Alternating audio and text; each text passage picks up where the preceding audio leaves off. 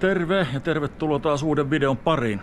Tämän videon aiheena olisi rengaspesuri ja siinä olevan sähkömoottorin, pumpun sähkömoottorin laakereiden vaihto. Tai oikeastaan mä olin jo sen verran ripeä, enkä tajunnut edes sitä kuvatakaan, että mä oon jo siihen sähkömoottoriin vaihtanut jo ne laakerit.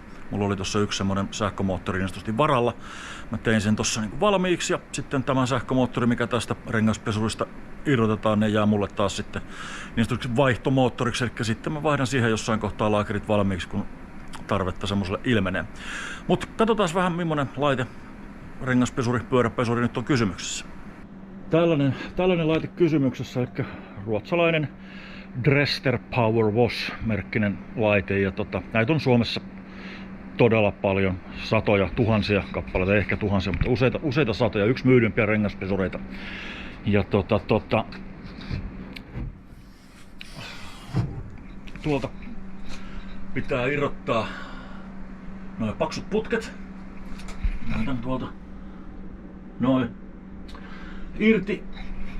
Ja sen jälkeen päästään tänne sähkötilaan. Ja sen jälkeen irrotetaan noin sähköjohdot tuolta. Ja ruuvit tuolta ja sitten nostetaan tää koko sähkömoottoripumppupaketti tuolta ylös. Se painaa 100 kiloa. Mä en sitä käsipelillä sieltä suostu nostaa, onneksi mulla on täällä korjaamolla niin tämmönen kattonostin, niin sen saa sillä aika kivuttomasti sieltä ylös, mutta tämmönen olisi nyt päivän puuha, niin ruvetaan hommiin.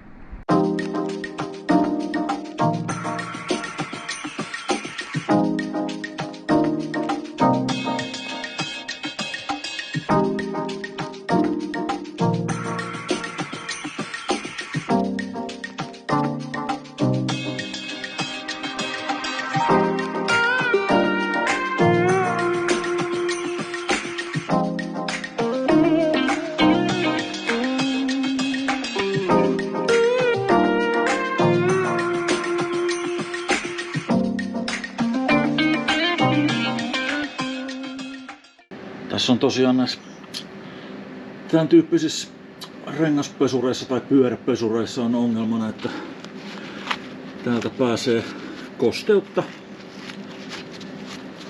sisään, vaikka siellä on Stefa tuolla ja vielä semmonen erillinen Stefa tossa päällä ja laakeri vaan menee vainaaksi ja sit se rupeaa tuo sähkömoottori ulvomaan aivan hullun lailla.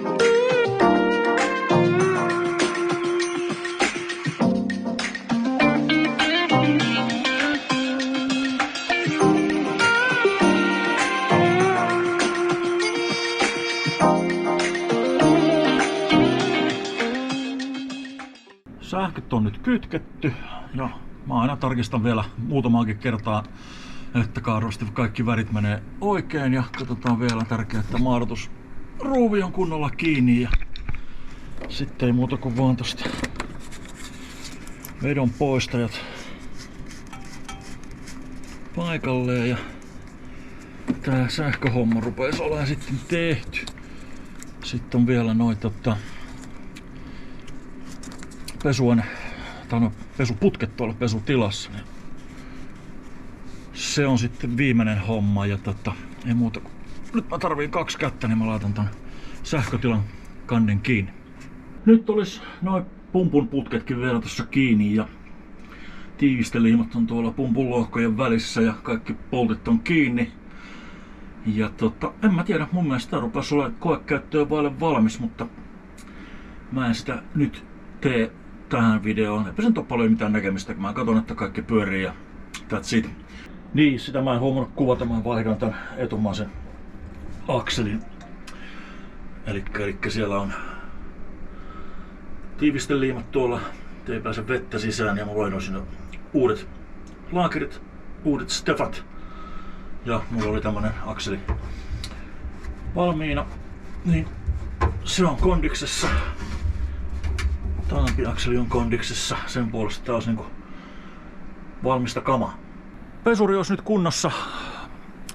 Sähkömoottori vaihdettu, jos on uudet laakerit, uusi akseli vaihdettu sinne ja kaikki on tsekattu, että toimii. Mä tuossa pikaisesti koekäyntistä ja ei mitään ongelmaa. Se on valmis taas palvelukseen, mutta kiva kun katsoit videon tänne asti ja jos tykkäsit videosta, niin paina tietenkin se tykkä-peukku-painiketta. Ja mulla olisi älyttömän kiva ja tärkeää, jos painaisit sitä tilaa kanava-painiketta, niin saadaan tänne kanavalle taas vähän lisää katsojia sekä muutta sisältöä. Mutta kiitos tästä, palataan taas seuraavalla videolla asiaan. Moi!